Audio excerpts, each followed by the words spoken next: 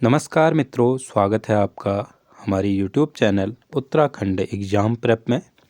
आज मैं आपके लिए बैंकिंग क्षेत्र में सुधार हेतु गठित प्रमुख समितियां लेके आया हूं, जिसके अंदर हम ग्राहक सेवा व धोखाधड़ी से रिलेटेड समितियां, ऋण व बचत सुधार वाली समितियां, मौद्रिक नीति व वित्तीय समावेशन वाली समितियां पढ़ेंगे। तो चलिए शुरू करते हैं ये टॉपिक बहुत ही इम्पोर्टेंट है क्योंकि इससे सवाल बन रहे हैं एग्जाम में। तो एक बार देख लेते हैं। इसके अंदर पहली समिति हमारी AMN गोईपोरिया समिति। इसका उद्देश्य है ग्राहक सेवा में सुधार के उद्देश्य से इसको बनाया गया था। जहाँ पर ट्रिक की ज़रूरत होगी वहाँ पर मैंने ट्रिक भी बनाई हुई है। ए घोष समिति, इसका उद्देश्य है बैंकों में धोखाधड़ी रोकने के उद्देश्य से इसे बनाया गया है। नरसिम्हन समिति, इसका उद्देश्य वित्तीय एवं बैंकिंग क्षेत्र में सुधार हेतु इसे बनाया गया था 1991 में। तारापोर समिति, विदेशी विनिमय में पूंजी खाता परिवर्तनीयता के उद्देश्य से इसे बनाया गया है। पूंजी खाता परिवर्तनीयता किसे कहते हैं ये जान लेते हैं हम। मैंने ऐसे ही लिखे हुए हैं, आप लोग भी कॉपी में लिख लेना। जब कोई व्यक्ति या संस्था विदेश में पूंजी भेज या ला सकती है बिना सरकार या RBI की अनुमति के, ठीक है, तो उस पूंजी को कहते हैं पूंजी खाता परिवर्तनीयता। PR नायक समिति, इसका उद्देश्य लघु एवं मध्यम उद्योगों में ऋण उपलब्ध कराने से के उद्देश्य से किया गया है। RV गुप्ता समिति, कृषि ऋण के क्षेत्र में सुधार के उद्देश्य से इसे बनाया गया था। PR खन्ना समिति, इसका उद्देश्य गैर निष्पादक परिसंपत्तियों की रूपरेखा में परिवर्तन के उद्देश्य से। चलिए जानते हैं गैर निष्पादक परिसंपत्तियां होती क्या हैं। सरल भाषा में इसका अर्थ है कि जब बैंक किसी व्यक्ति या संस्था को ऋण देता है, वह व्यक्ति समय पर ब्याज या मूलधन नहीं चुकाता, तो वह ऋण बैंक के लिए गैर निष्पादक संपत्ति बन जाता है। आपको मैं उदाहरण से समझाता हूँ इसे। जैसे बैंक ने किसी किसान को 1 लाख का लोन दिया, ठीक है। अगर किसान 3 महीने तक कोई किस्त या ब्याज नहीं भरता तो यह लोन NPA माना जाएगा, मतलब कि नॉन परफॉर्मिंग एसेट, गैर निष्पादक परिसंपत्तियाँ। दीपक पारेख समिति, आधारभूत संरचना के वित्तीय मामलों में सुझाव देने के उद्देश्य से इसे बनाया गया, ठीक है। परख करके हम क्या करेंगे, आधारभूत संरचना में वित्तीय मामलों में सुझाव देंगे, ठीक है। इससे आप याद कर सकते हैं।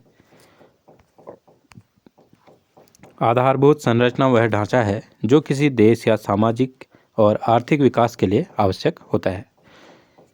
इसका वित्तीय पक्ष का मतलब है इन बड़े प्रोजेक्ट जैसे सड़क, बिजली, जल आपूर्ति, रेल, पोर्ट आदि के लिए पैसा कैसे जुटाएं और कैसे खर्च किया जाए, ये होता है आधारभूत संरचना के लिए। ये इसी के लिए बनाई गई थी क्या, दीपक पारेख समिति। D सुब्बाराव समिति, ठीक है। इसका उद्देश्य मौद्रिक नीति पर तकनीकी सलाह के उद्देश्य से बनाई गई। एक सुब्बादा है, वो मौद्रिक नीति में तकनीकी सलाह देते हैं, ठीक है, पैसा कैसे खर्च करें, क्या करें। दामोदरन समिति, ये ज़्यादातर जो RBI के गवर्नर रहे हैं उन लोगों ने ही बनाई है ये समितियाँ। दामोदरन समिति का उद्देश्य बैंकिंग सेवाओं में सुधार हेतु सिफारिशें, न्यूनतम बैलेंस की अवधारणा को समाप्त करने की सिफारिश की, आवश्यक सेवाओं को निःशुल्क बनाने का सुझाव दिया। श्यामला गोपीनाथ समिति, इसका उद्देश्य लघु बचत योजनाओं के संदर्भ में सुझाव देने के उद्देश्य से इसे बनाया गया। श्याम के लिए गोपियां क्या कर रही हैं, लघु बचत कर रही हैं, ठीक है।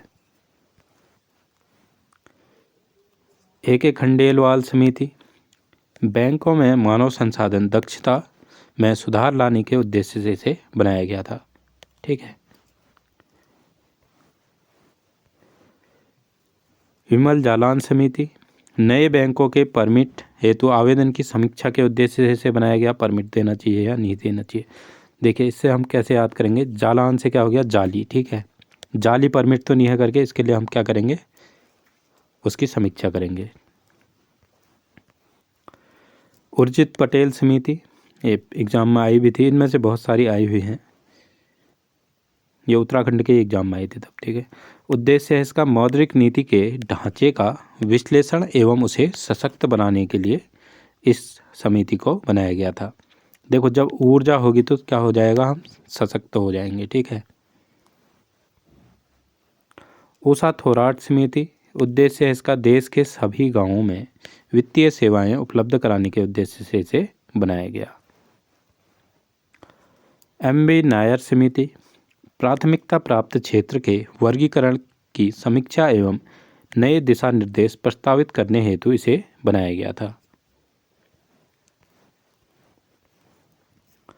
नचिकेत मोर समिति, निम्न आय वाले परिवारों एवं छोटे व्यवसायों को व्यापक वित्तीय सेवाएं उपलब्ध कराने के लिए, व्यापक से क्या हो जाएगा मोर, ठीक है, और ज़्यादा आय चाहिए, मोर मतलब ज़्यादा, ठीक है, व्यापक स्तर पर निम्न आय वालों को।